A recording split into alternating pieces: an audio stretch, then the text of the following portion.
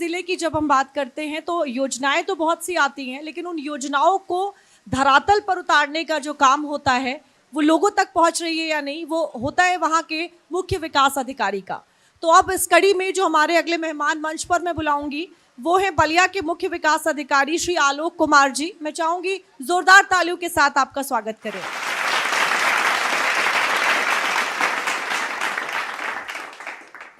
आलोक जी, आप पिछले ही महीने बलिया के मुख्य विकास अधिकारी बने हैं। जिले में आप भले ही नए हैं, लेकिन इस इलाके से आप परिचित हैं। बलिया के वो कौन से क्षेत्र हैं जिनके बारे में आपको लगता है कि अगर काम किया जाए तो विकास के मजबूत आधार बनेंगे? वो बलिया के बारे में कहना चाहूँगा मैम कि बलिया एक बहुत अच्छे समृद्ध सांस्कृतिक परंपरा का जनपद रहा है। आज़ादी से पहले से ही हम लोग इसका इतिहास जान रहे हैं सब लोग कि किस प्रकार से स्वतंत्रता संग्राम में भूमिका रही है बलिया की। साथ साथ जो यहाँ के लोग हैं मजबूत व्यक्तित्व वाले हैं और उसी का परिणाम था उस टाइम पर, और वो चीज़ आज भी चली आ रही है।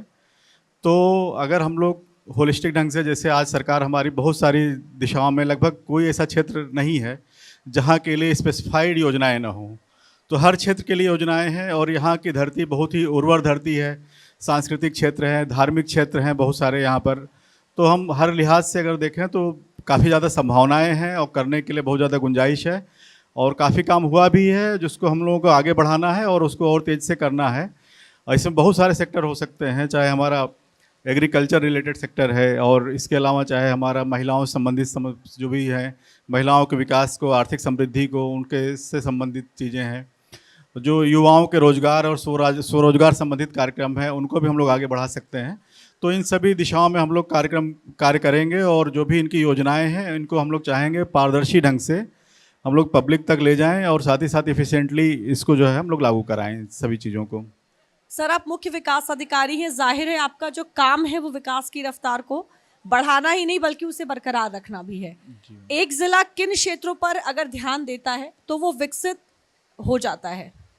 देखिए, प्रारंभिक रूप से अगर हम देखें तो हमारा जनपद जो है कृषि प्रधान है। तो कृषि को हमको सबसे पहले अगर आगे लेके चलना है तो कृषि को होलिस्टिक रूप से, जो भी हमारे डेयरी संबंधी स्कीम्स हैं उनको हम ले लें, कुक्कुट पालन संबंधी, मत्स्य पालन संबंधी, और साथ ही साथ कृषि में भी अब देखिए कई सारी योजनाएं आ रही हैं जो कि इनोवेटिव भी हैं, जैसे ड्रोन दीदी करके है जिसमें ड्रोन का उपयोग हो रहा है योजनाओं में। तो हम इनोवेटिव ढंग से कृषि को हम आगे बढ़ा सकते हैं। इसी के साथ साथ हम लोग जो है बेहतर ढंग से महिला स्वयं समूहों के माध्यम से महिलाओं के आर्थिक विकास को हम लोग बहुत तेज़ कर सकते हैं, और उनके माध्यम से हम लोग प्रगति कर सकते हैं। और साथ ही साथ एक महिलाओं में जो आत्मविश्वास है कि वो बेहतर कर सकती हैं, और केवल घरेलू काम के लिए नहीं है, साथ साथ जो है वो अपने लघु उद्योग टाइप के कार्य हैं या और भी इकोनॉमिक एक्टिविटीज़ हैं उनको बढ़ावा दे सकती हैं। और कौशल विकास के माध्यम से हम लोग जो है रोज़गार को, एम्प्लॉयमेंट को, सेल्फ एम्प्लॉयमेंट को हम लोग बढ़ावा दे सकते हैं। तो इस प्रकार जो भी हमारी योजनाएं हैं उनका हम सही ढंग से क्रियान्वयन करके हम लोग चीज़ों को, हम लोग परिस्थितियाँ और बेहतर बना सकते हैं और इकोनॉमिक डेवलपमेंट को आगे बढ़ा सकते हैं। जो भी सर, अभी तक आपने जो कुछ भी देखा है बलिया में, बताएं कि कौन से वो इंडिकेटर्स हैं जिन पर अगर काम किया जाए तो अर्थव्यवस्था और गवर्नेंस दोनों ही बलिया की मजबूत होगी? अर्थव्यवस्था जैसे अगर इंडिकेटर के रूप में देखा जाए तो हम लोगों का जैसे सीएम डैशबोर्ड के माध्यम से मॉनिटरिंग होती है, तो सीएम डैशबोर्ड में भी हम लोगों की स्थिति बेहतर है, अच्छी स्थिति में हम लोग हैं, और लगातार जो है उसमें सारे लगभग हम लोग इंडिकेटर कवर करते हैं, जो कि माननीय मुख्यमंत्री जी के यहाँ से जो पोर्टल विकसित किया गया है। तो उसमें बहुत सारी योजनाओं को हम लोग होलिस्टिक ढंग से काम करते हैं, और जो भी हम लोग के कल्याणकारी हैं, चाहे पेंशन संबंधी स्कीम है या दिव्यांग जन सशक्तिकरण संबंधी स्कीम है, इस तरह से जो भी स्कीम है उनको हम लोग और अच्छे से कार्यान्वित करें। समाज कल्याण की बहुत सारी योजनाएं हैं। साथ ही साथ इसके अलावा जो भी हम लोगों को औद्योगिक विकास संबंधित हैं, चाहे जैसे कि हम लोग जानते हैं कि यहाँ पर बिंदी उद्योग है, और साथ ही साथ आपका सत्तू का है, 2 ODOP प्रोडक्ट हैं। तो इनको हम लोग ई कॉमर्स के माध्यम से किस तरह से हम लोग वाइड सर्कुलेट कर सकते हैं, इस तरह से अगर हम लोग काम करेंगे तो बेहतर ढंग से बेहतर रिजल्ट आएंगे मैम। सर, सरकार जनता के लिए योजनाएं तो लाती है, लेकिन धरातल तक ले जाना और ये सुनिश्चित करना कि सभी व्यक्तियों तक जो लाभ है वो पहुंचे, ये आपकी ही जिम्मेदारी है। इसको लेकर क्या जो ब्लूप्रिंट है वो आपका रहने वाला है? देखिए, सबसे महत्वपूर्ण ये है मैम कि हम लोग जैसे होता है कि कोई टारगेट लेके चलते हैं तो उसको हम लोग कोशिश करते हैं कि इसको हम लागू करें। और साथ साथ जो भी योजनाएं हैं उसको हम लोग लेके जाएं। लेकिन मेरा अपना जो सोचना है कि हम लोग थोड़ा सा इसमें, अभी जैसे डीएम सर से बात हो रही थी तो उन्होंने भी बातें जो कही तो उसमें प्रोएक्टिव ढंग से काम करने की बात आई थी, कि मतलब केवल ऐसा नहीं कि हम समस्याएं आने पर उसका समाधान करें या जो टारगेट हमको मिला है उस पर हम केवल जाएं। तो हम कोशिश करें कि उस टारगेट से हम आगे निकलने की कोशिश करें, और अगर हमारे ऊपर से लेके नीचे तक की जो चेन बनी हुई है, जो भी हमारे प्रशासनिक चाहे कर्मचारी हों, चाहे अधिकारी हों, चाहे मिडिल ऑर्डर अधिकारी हों, अगर सभी लोग अपनी क्षमताओं को अच्छे से यूज करेंगे तो बेहतर ढंग से हम लोग इम्प्लीमेंट कर पाएंगे योजनाओं को। समस्याएं कोई भी हो सकती हैं, जैसे मान लीजिए अगर स्वयं समूह हम गठित कर रहे हैं तो उसमें थोड़ा पहले से हम देख लें कहाँ संभावना हमारे पास ज़्यादा है, तो उसको हम ज़्यादा बेहतर ढंग से उसमें कार्य कर सकते हैं। साथ साथ इनका सतत मॉनिटरिंग, तो लगातार समीक्षा करना और उसको जो है बृहद स्तर पे समीक्षा करके हम लोग उसको बेहतर कर सकते हैं। इसमें हम ऑनलाइन माध्यमों का भी उपयोग को और बेहतर कर सकते हैं। आज भी हम लोग का काफ़ी चीज़ ऑनलाइन ढंग से चल रही हैं, तो इसमें हम लोग ऑनलाइन ई गवर्नेंस को हम लोग और बेहतर कर सकते हैं। तो ई गवर्नेंस के माध्यम से जितना बेहतर होगा, और साथ साथ जो हमारे मॉनिटरिंग टूल्स आज के टाइम पे जो भी टूल्स हैं उनके इंडिकेटर्स को हम लोग यूज करेंगे तो हम लोग बेहतर रिजल्ट पाएंगे मैम। सर, बलिया जिले की अगर बात करें तो ग्रामीण इलाके ज़्यादा हैं और आप गोंडा में अपनी जो प्रशासनिक जिम्मेदारी है वो बखूबी निभा जी, चुके हैं। अब अगर बलिया की बात की जाए तो यहाँ पर गांव को जोड़ने के लिए क्या कुछ जो प्लानिंग है वो किया जा रहा है, क्योंकि जब गांव जुड़ेंगे तभी जिले की तरक्की भी होगी। मैम गांव की जो लिंकेज है वो नॉर्मली ठीक है, अच्छी है लिंकेज, उसको हम लोग और बेहतर कर सकते हैं। जो भी हमारी जो भी मतलब लिंकेज कई प्रकार से हैं, जैसे ट्रांसपोर्ट संबंधी लिंकेज हो सकता है मैम, और इसके अलावा इकोनॉमिक लिंकेज है और भी कम्युनिकेशन लिंकेज है। तो जो भी लिंकेजेज हैं इनको हम लोग वर्तमान में है उसको हम लोग और बेहतर करने की कोशिश करेंगे, कि इसको हम लोग जो गांव के प्रोडक्ट हैं, जो गांव के सामग्री है, जो गांव के कृषि उत्पाद हैं, जो गांव के डेयरी उत्पाद हैं, इसको हम किस प्रकार से मार्केट से ले आएँ, मार्केट तक जोड़ें। और या इसी प्रकार जैसे मंडियां हैं या छोटी मंडी के माध्यम से, या और भी हम लोग कोशिश करेंगे कि न्याय पंचायत स्तर पे कुछ हम लोग मंडियों की स्थापना करें या और भी मार्केट की स्थापना करें, तो जिसके माध्यम से जो कृषक हैं उनको उनके अच्छे उपज मिल सकें, जो भी और लोग हैं वो आ सकें और उससे अपना जो है बेहतर ढंग से उसका मूल्य प्राप्त कर सकें। तो इकोनॉमिक लिंकेज हमारा बेहतर होगा। साथ साथ हम लोग इसी प्रकार से कम्युनिकेशन में भी है, उसमें जो भी सरकार के द्वारा लगातार चूँकि पर्याप्त फंडिंग की जा रही है हर डिपार्टमेंट को, चाहे रोड्स हों, चाहे ग्रामीण सड़कें हों, चाहे विधायक निधि के माध्यम से हों, तो बहुत सारी निधियां हैं जिनके माध्यम से है, तो उनका सही ढंग से तत्परता से इस्तेमाल। कई बार क्या होता है, डिले होता है कार्यक्रम, बहुत सारे बजट रखा रहता है लेकिन हम लोग जो है समय से उसको खर्च नहीं कर पाते। तो इसमें हमारा सोचना को त्वरित गति से जितने जल्दी से जल्दी हम खर्च करेंगे, सड़कें उतनी जल्दी बनेंगी, या और भी जो भी चीज़ें हो, चक रोड बनना हुआ या जो भी बनना हुआ, तो हम बजट का सही उपयोग समय अनुसार उपयोग करना चाहेंगे ताकि त्वरित ढंग से हम लोग उसको जो है डिस्पोजल कर पाएँ। और जैसा कि वेल कनेक्टेड आज के टाइम पे हम लोग कह सकते हैं कि बलिया जो हमारा ज़िला है बहुत ही वेल कनेक्टेड है, हाईवेज़ के माध्यम से, ग्रीन फील्ड के माध्यम से और पूर्वांचल एक्सप्रेसवे से सीधे लिंक हो रहा है। और धीरे धीरे जो सरकार की योजना है उसमें सारे एक्सप्रेसवे एक दूसरे से लिंक हो जा रहे हैं। तो अब इस पर हम कह सकते हैं कि हमारे जनपद को चाहे ईस्ट कोस्ट हो, चाहे वेस्ट कोस्ट हो, चाहे हमारे बड़े शहर हों, चाहे महानगर हों, हर जगह से हमारा वेल कनेक्टेड है। तो उसका त्वरित अब इसका रिस्पांस हम लोग को आगे आने वाले जो 3-4 साल हैं उसमें दिखाई देगा। सर, बतौर मुख्य विकास अधिकारी के तौर पर आपकी एक बड़ी जिम्मेदारी ये भी है कि जो ग्रामीण महिलाएं हैं वो आत्मनिर्भर बने। गोंडा का अनुभव और सफलता यहाँ कितना काम आएगी, क्या इसको लेकर कोई टारगेट है आपका बलिया में? मैम, जो महिलाओं के स्वयं सहायता समूह हैं, तो हम लोगों की जो सोच है कि उसका एक तो संख्यात्मक रूप से हम वृद्धि करें, और जैसे बहुत सारे राशन कार्ड धारक जो महिलाएं हैं हम लोग उन पर फोकस कर रहे हैं कि उनको भी हम लोग ले आएँ, उनको भी समूह बनवाए जाएँ उनके। साथ ही साथ इनका जो स्किल डेवलपमेंट है, प्रशिक्षण कार्यक्रम है, इनको हम जितना ईजी बनाएंगे और जितना इफेक्टिव बनाएंगे, उससे मतलब ये है कि औपचारिकता ना बना करके वो वास्तव में सीखें और अच्छा सीखें और इस लेवल का सीखें गुणवत्ता का, कि वो जो ओपन मार्केट से कम्पीट कर पाएँ।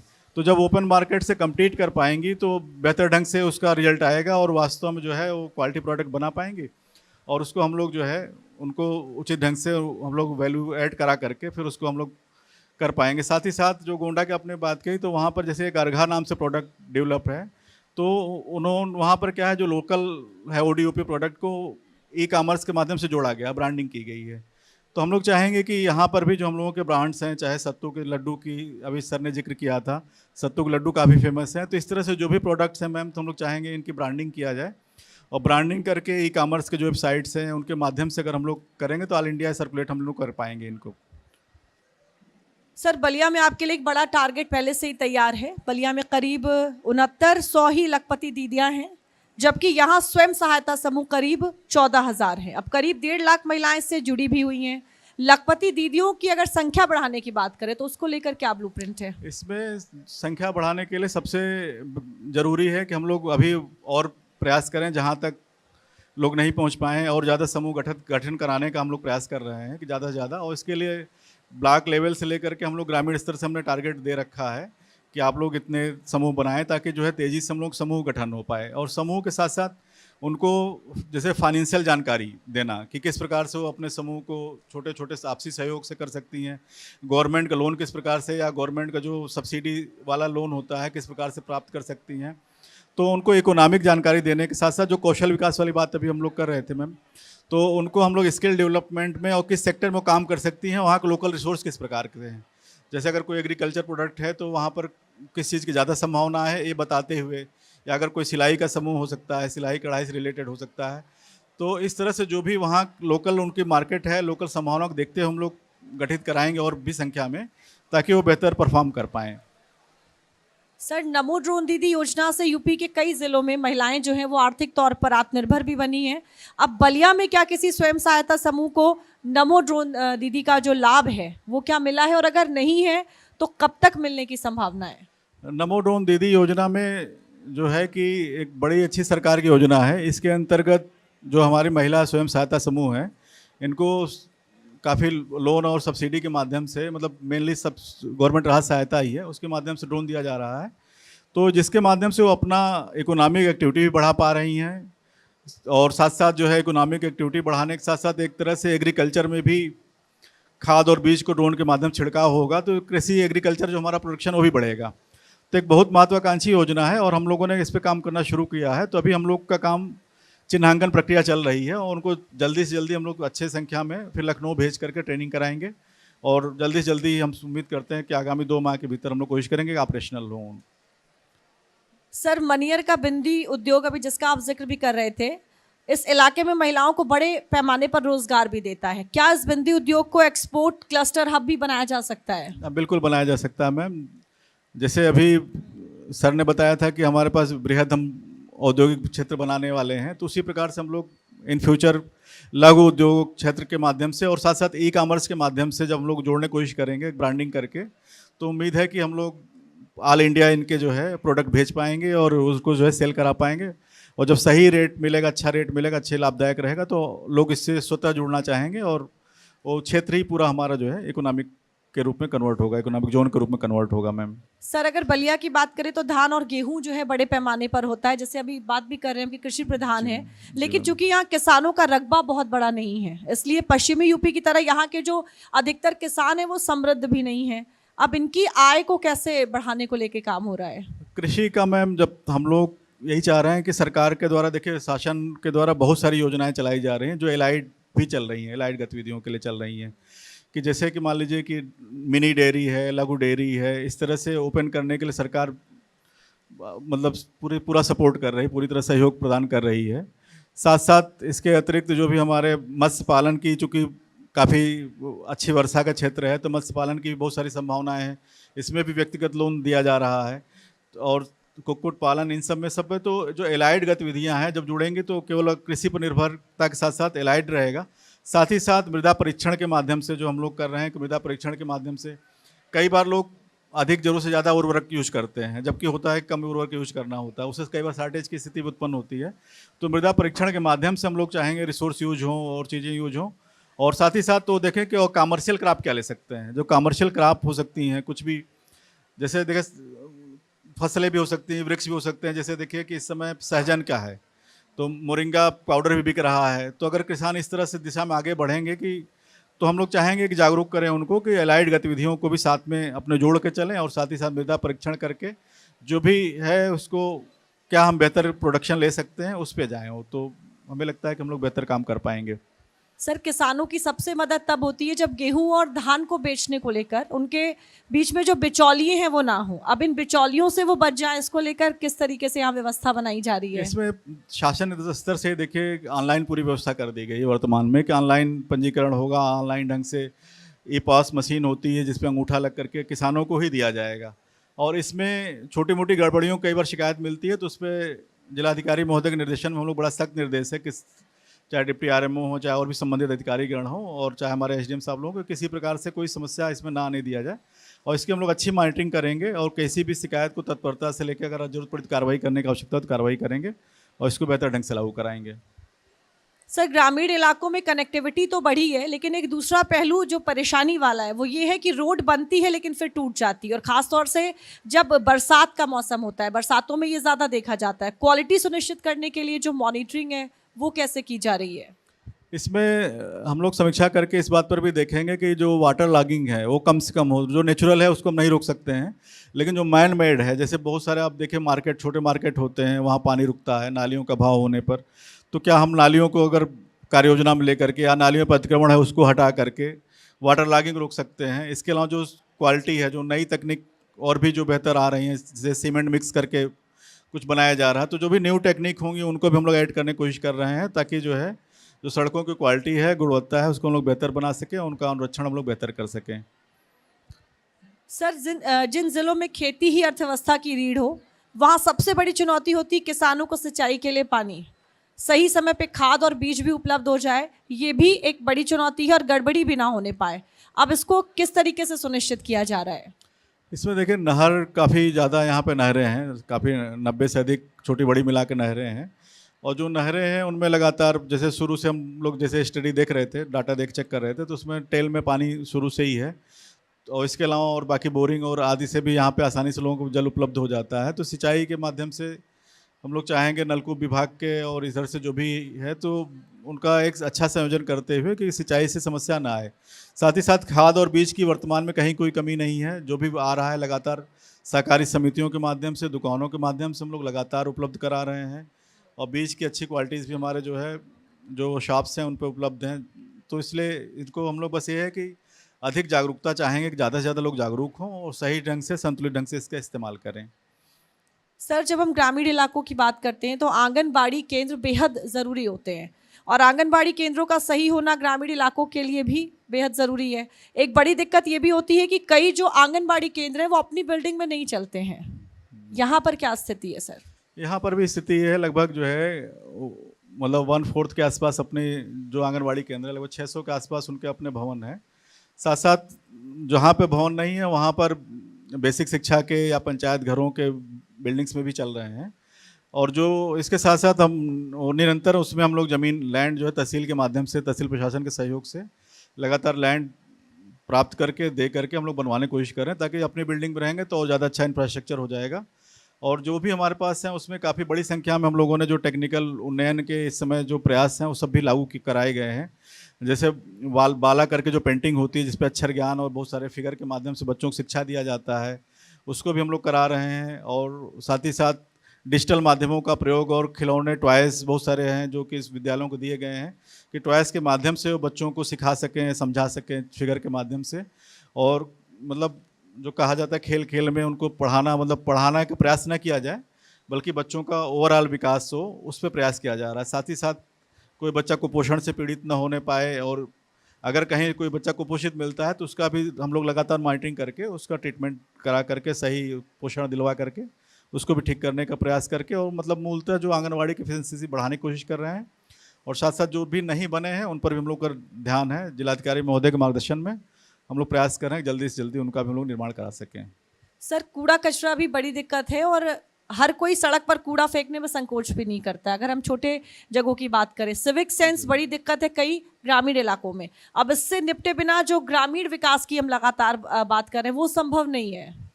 इसका समाधान कैसे निकालेंगे? जो आप कह रहे हैं सबसे महत्वपूर्ण जागरूकता है, क्योंकि अब देखिए जब शौचालय नहीं बना था तो क्या स्थिति थी हम सभी लोग जानते हैं, लेकिन स्थिति इतना बढ़िया जागरूकता पब्लिक में लाई गई और शौचालय कितना इफेक्टिव हर व्यक्ति इस्तेमाल कर रहा है। आज कोई उस दौर को सोच भी नहीं सकता था कि पहले क्या स्थिति रही होगी। तो सफाई के बारे में भी यही सेंस लागू होता है कि हम लोग जब सफाई के बारे में जागरूक करेंगे और जब ज़्यादा संख्या में धीरे धीरे करके प्रयास करके हम लोग कोशिश करेंगे कि संख्या सफाई करने वालों की ज़्यादा हो, गंदा करने वालों कम हो, तो अपने आप ही वो स्थिति धीरे धीरे पैदा होगी कि वो खुद आदमी संकोच करेगा, शर्मिंदा महसूस करेगा। तो इसलिए जागरूकता सबसे बड़ी बात है। और स्पेशली ग्रामीण क्षेत्र में तो बहुत सारी चीज़ें जो रीयूज हो जाती हैं, जो भी आपका फसल वेस्टेज है या तो खाद के रूप में या चारे के रूप में किसी न किसी रूप में जो भी चीज़ें निकलती हैं इस्तेमाल हो जाती हैं। तो उसके बाद पॉलीथीन आदि बचते हैं जिनका हम लोग अन्य ढंग से इस्तेमाल कर सकते हैं, औद्योगिक रूप में या और रूप में उपयोग कर सकते हैं। तो इस चीज़ की जागरूकता को और बढ़ावा दिए जाने की आवश्यकता है, जिसमें हम लोग प्रयास करेंगे कि इसको हम लोग ग्राम पंचायत के माध्यम से, जनप्रतिनिधियों के माध्यम से, स्थानीय प्रशासन के माध्यम से, सभी के माध्यम से प्रयास करते हुए इसको हम लोग और उपयोगी बनाएं। सर, आप ई गवर्नेंस के पक्षधर रहे और जहां पर भी आप रहे हैं इस पहलू पर आपने काफी ध्यान दिया है। अब अगर बलिया की बात करें तो डिजिटल मॉनिटरिंग को लेकर अभी क्या स्थिति है, अब क्या लगता है आपको? डिजिटल मॉनिटरिंग की स्थिति बहुत अच्छी है यहाँ पर और प्रयास किया जा रहा है। जैसा अभी जिलाधिकारी महोदय द्वारा भी बताया गया था कि उनके द्वारा डेली मॉनिटरिंग में सभी विकास विभाग के हैं, नगर पालिका के लोग हैं, सभी लोग जुड़ रहे हैं, सारे अधिकारी जुड़ रहे हैं। तो इस तरह से इससे क्या है कि पब्लिक का हम लोग तुरंत निस्तारण कर पा रहे हैं। साथ ही साथ ई ऑफिस की संकल्पना से इस ज़िले में फाइलों का निस्तारण बहुत तेज़ी से होता है। हम लोग कोशिश करते हैं कि एक भी दिन हमारे यहाँ फाइल रुकी ना हो। जैसे हमारे पास से अधिकांश फाइलें डीएम सर के पास जाती हैं, हम लोग चाहते हैं कि आज ही फाइल आए, आज ही चली जाए। तो फाइलों का निस्तारण भी हम लोग बहुत अच्छा हो रहा है। साथ ही साथ IGRS का जो पूरा हमारे प्रदेश सरकार का ही बल है कि IGRS का हम लोग बहुत अच्छा इस्तेमाल करें और IGRS का इस्तेमाल करके पब्लिक की शिकायत को पब्लिक को आना भी ना पड़े। संकल्पना हम लोग यही है। हालांकि अभी हम लोग उस लेवल तक नहीं पहुंच पाए हैं, लेकिन फिर भी प्रयास यही है कि पब्लिक को आना भी ना पड़े तहसील पे या थाने पर या डीएम साहब के पास कहीं आना ना पड़े। उसकी केवल शिकायत दर्ज करे, प्रशासन उसके पास जाए और उसका निस्तारण करें। हम लोग उस दिशा में प्रयासरत हैं कि हम लोग कोशिश कर रहे हैं कि तत्परता से करें। और साथ साथ जो जैसे CM डैशबोर्ड हो गया या ऑनलाइन मॉनिटरिंग और भी है, उसके ऊपर भी हम लोग कोशिश करें कि अच्छा हम लोग काम करें। सर, मैं एक बार फिर से महिलाओं के सवाल पे लौटूंगी। महिलाओं को स्किल ट्रेनिंग भी बेहद ज़रूरी है, लेकिन ग्रामीण इलाकों में और ख़ासतौर से जब हम पूर्वांचल की बात करते हैं तो महिलाओं को तो घर से बाहर निकलना ही एक बड़ी चुनौती है। जी मैम, महिलाओं को घर से निकलना चुनौती है मैम, लेकिन जो वर्तमान में जो कानून व्यवस्था की स्थिति है उससे ये है कि लोगों का डर भय बाकी चीज़ों से कम हुआ है। तो कानून व्यवस्था के कारण महिलाओं का निकलना बढ़ा है और साथ साथ उसको जो सोशल स्ट्रक्चर कई बार होता है कि लाइन ऑर्डर अच्छा है लेकिन सोशल स्ट्रक्चर कई बार दिक्कत करता है। तो उसमें हम लोग कोशिश ये है कि जितने हम सफलतम मॉडल पेश करेंगे, जैसे हमारा स्वयं सहायता समूह है वो अच्छा परफॉर्म करेंगे तो बगल के लोग हैं वो भी निकलना चाहेंगे। उनको भी लगेगा कि नहीं ठीक है, इतना अच्छा काम ये लोग कर रहे हैं तो हम लोग भी लर्निंग के रूप में हम चाहेंगे वो हमारे रोल मॉडल के रूप में गाँव में काम करें, ताकि हमारे जो स्वयं सहायता समूह जब रोल मॉडल के रूप में काम करेंगे तो बाकी महिलाओं को भी बाहर निकलने में प्रेरणा मिलेगी और चाहे शैक्षणिक हो, इकोनॉमिक हो, कोई भी गतिविधि हो वो बेहतर ढंग से बाहर आकर के अपना काम कर पाएंगी। सर, अगर योजनाओं की बात करें तो केंद्र में भी मोदी सरकार ने और राज्यों की बात करें तो यहाँ यूपी में योगी सरकार जो है तमाम योजनाएं लेकर आ रही है लोगों तक। लेकिन क्या अगर बलिया की बात की जाए, आपको लगता है वो जो योजनाएं हैं वो लाभार्थियों तक पहुँच रही हैं, लोगों तक ज़्यादा से ज़्यादा उसकी पहुँच है? मैम, चूँकि देखिए आज के टाइम में जो सबसे अच्छा है कि हर चीज़ की ऑनलाइन मॉनिटरिंग है, जो भी ट्रांजैक्शन है वो भी ऑनलाइन हो रहा है, तो हम लोग उसको लगभग 100% पहुँचा ले जा रहे हैं। बस कई कुछ ड्रॉबैक कभी कभी होता है, कुछ लोग जागरूक नहीं होते हैं अपने अधिकारों के प्रति। तो हमको ये देखना है कि जो लोग नहीं जान रहे हैं किसी योजना के बारे में, हम लोग की चैलेंज इतना है कि हम लोग उन तक भी उस योजनाओं को पहुँचाएँ कि आपके लिए ये योजना सरकार ने बनाई हुई है, आप इस योजना में पार्टिसिपेट करिए, इस योजना का लाभ लीजिए। तो ये इस चीज़ को हम लोग चैलेंज के रूप में ले रहे हैं। कोशिश करेंगे जो शासन की जो भी योजनाएं हैं ज़्यादा से ज़्यादा हम लोग पब्लिक तक ले जाएं। हर आदमी कम से कम अपने लिए अवेयर हो कि उसको किस योजना से किस समय लाभ मिल सकता है। किसी घर में कोई एक्सीडेंट हुआ, कैजुअलिटी हुई, तो कृषक दुर्घटना जैसे है तो ये तो पॉपुलर है, लेकिन इससे लाइट कई बार होता है, जैसे कई बार किसी घर में पुरुष व्यक्ति की डेथ हो गई तो उसके बच्चों को पढ़ाने के लिए प्रोबेशन के माध्यम से सरकार पर्याप्त अच्छी सहायता दे रही है। तो उस चीज़ को कई बार नहीं जानकारी होती तो लोग नहीं ले पाते हैं लाभ। तो हम लोग चाहेंगे कि जो भी सरकार की योजनाएं हैं सबको जानकारी में रहे और उसका अधिक से अधिक लोग लाभ ले पाएँ। सर, बलिया की 3 सबसे बड़ी चुनौती क्या है अभी तक जो आपको दिखाई देती है? मैम, चुनौतियाँ देखा जाए तो कोई इस तरह से नहीं है। एज ए बलिया काफ़ी अच्छा ज़िला है और काफ़ी समृद्ध ज़िला है। चुनौती के रूप में केवल हम लोग प्राकृतिक जो बाढ़ की आपदा इसको मान सकते हैं। कई बार इससे जो बाढ़ के चपेट में आने वाले जो क्षेत्र हैं उनका इंफ्रास्ट्रक्चर पर प्रतिकूल प्रभाव पड़ता है उसका, तो उसको भी हम लोग कोशिश करते हैं जो भी रेस्टोरेशन जितना अच्छा कर सके। अब तो आपदा की तरफ से भी सरकार ने काफ़ी अच्छी स्कीम्स कर दी हैं कि जो भी सड़क डैमेज होती है उनको हम लोग जो है वहाँ से मंगा करके हम लोग तुरंत बनवा सकते हैं। साथ ही साथ जिनके घर नष्ट हो रहे हैं, अभी हाल फिलहाल में अभी बाढ़ में भी कई घर ऐसे थे जो कि बाढ़ में समाहित हुए, जिलाधिकारी महोदय द्वारा तत्काल उनको जो है उनके खाते में धनराशि भी पहुंचाई गई है उसको निर्माण संबंधी। तो कोशिश कर रहे हैं कि उनको अभी हम लोग जो है तत्काल रेस्टोर कराएं और जितनी अच्छी से अच्छी सहायता हो सकती है हम लोग उसको प्रदान कराएं।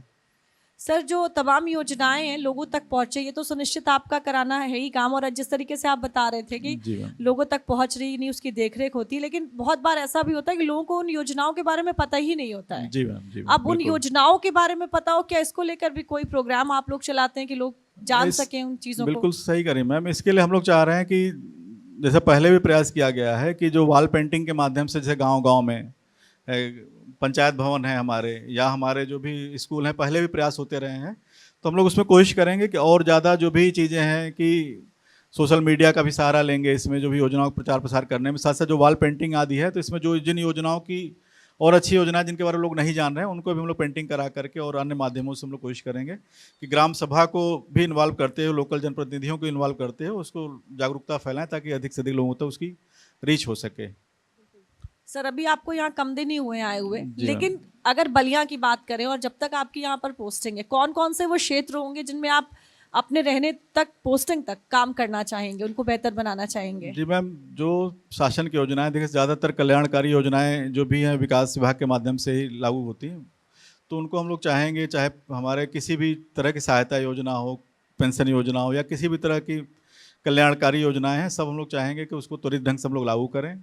प्रशासन अधिक संवेदनशील और जिम्मेदारी से काम करे, जो भी हमारा है, हमारे निचले स्टाफ हैं अधिक जिम्मेदारी से लाभ करें।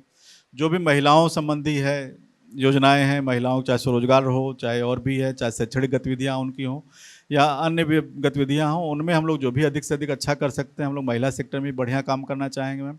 और पब्लिक हमारे यूथ के लिए रोज़गार और स्वरोजगार बहुत ज़रूरी है, तो वहाँ भी हम लोग चाहेंगे कि उनसे संबंधित जो भी स्कीम है उनका हम लोग तेज़ी से अनुसरण करें।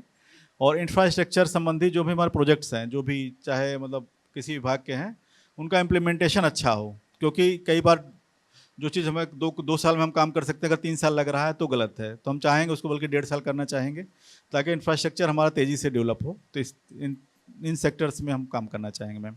सर, एक और आखिरी सवाल आपसे कि महिलाओं को लेकर हमने बातचीत करी, योजनाएं हैं और कई चीजें हैं, लेकिन यहाँ की जब महिलाओं की बात करते हैं, महिलाओं का रिस्पांस कैसा है? महिलाओं की जो भागीदारी है वो किस तरीके की है बलिया की जब हम बात करें? महिलाओं की रिस्पांस बहुत अच्छा है मैम। आपने देखिए शुरू में स्वयं आपने कहा था कि देखिए महिलाओं की भागीदारी बहुत ज़्यादा है, तो इसलिए महिलाओं को रिस्पांस अच्छा है और महिलाएं पार्टिसिपेट भी अच्छा कर रही हैं। और जो भी योजनाएं सरकारी लाभ के और सरकार के जो भी कार्यक्रम चल रहे हैं उसमें अब काफ़ी बढ़ चढ़ के भाग ले रही हैं। और हम लोग को प्रयास और करेंगे, इसको हम लोग और बढ़ावा दें, चीज़ों को बेहतर सर, करने की कोशिश बहुत करें। बहुत धन्यवाद हमसे मैम, बातचीत धन्यवाद। करने के लिए।